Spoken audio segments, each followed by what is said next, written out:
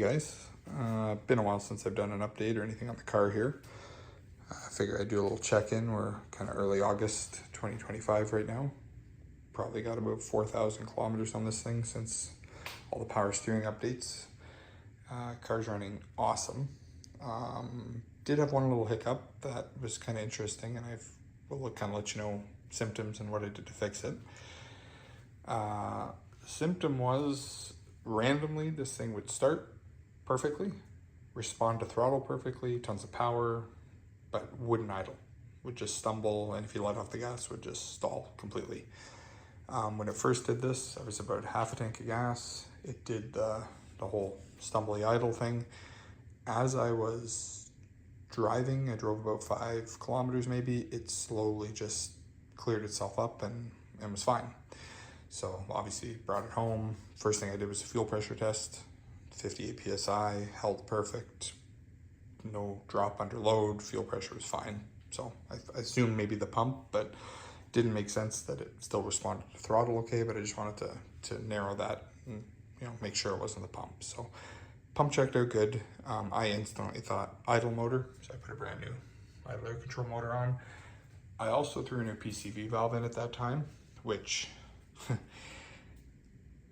was my new problem because I drove the car after I did both those items, and the car would rev hang and hold RPM and actually accelerate by itself, almost like it was on cruise.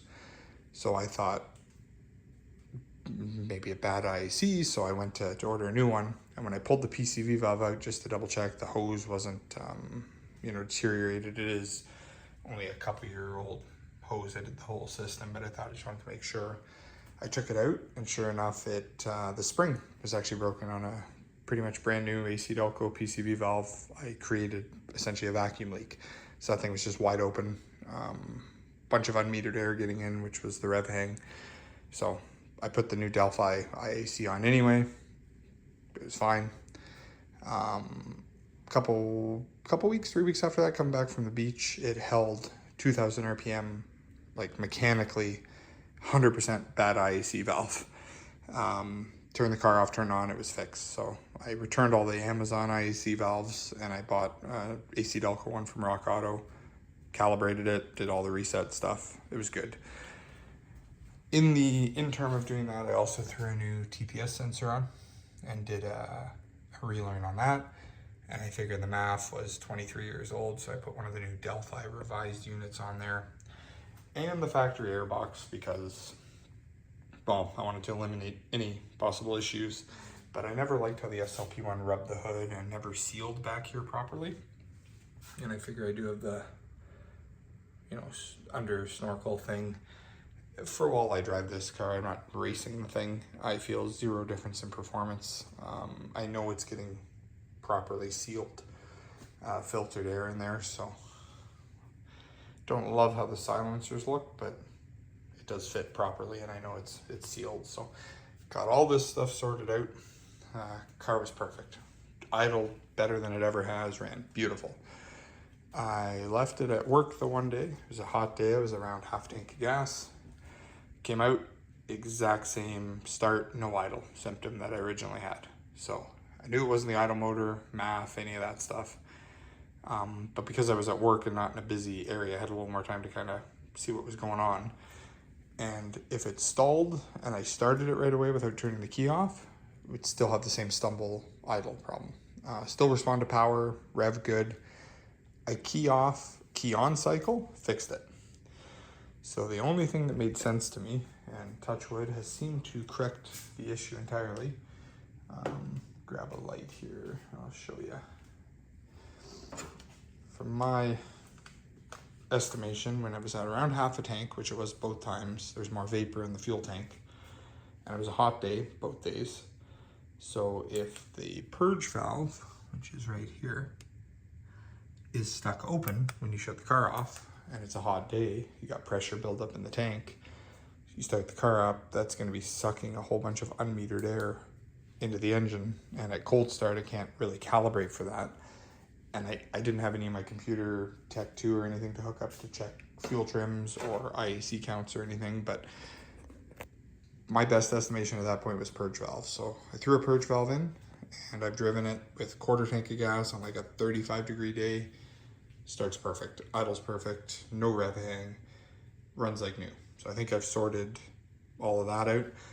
And there was some trial and error, but I don't think any of this was a waste because it does run quite good, and they're all, you know, 2-decade-old parts. So it's nice to have some fresh OEM grade items back on here.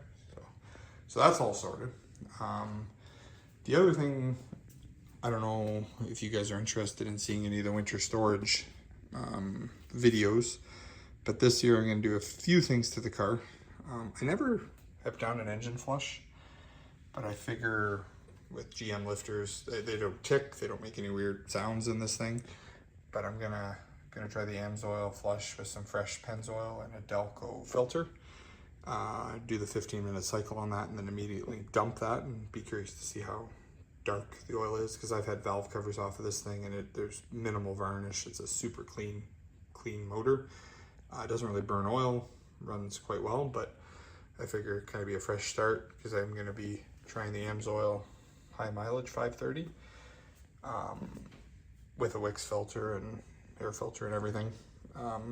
Reason I'm doing the high mileage, I did have a slight weep from the rear cover gasket. Very minor on the one corner. It would just kind of film up after like 300-400 kilometers of driving. I did seem to remedy that with some of the ATP 205 here. Not a huge fan of resealers, but based on what I read on that, I ran the correct quantity through the car. No adverse effects, but it has completely stopped that leak.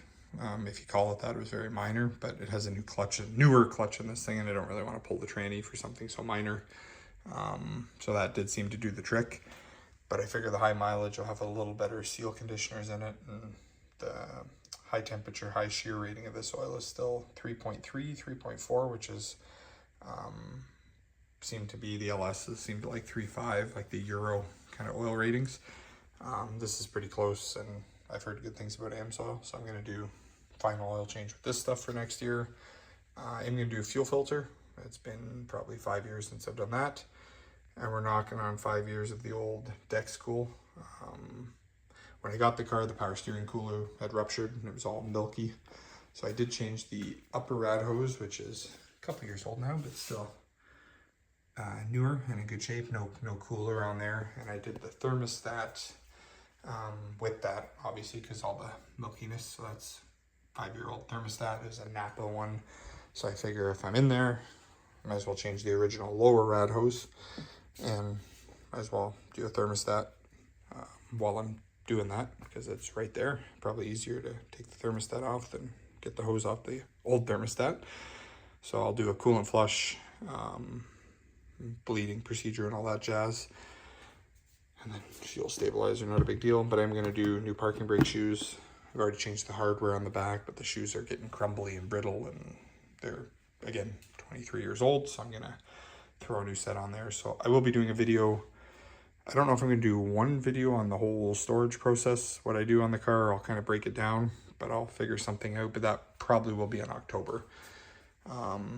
Until then, car's been running fantastic. I did get a little something new for the front plate. I will post that when it comes in. In Ontario here, we need a front plate, so I can't run the original black filler. But I did kind of clean up, take my clear kind of smoked plate cover off. I put this black frame on, and I've ordered one of the clear filler panels with the bird still embossed on it. So I'm going to put that so you can still see the plate, but it will finish the front end off with the bird. So I think that'll kind of be a nice little touch. That's on its way in the next week or so. But car's been running fantastic since I got that fixed. No issues.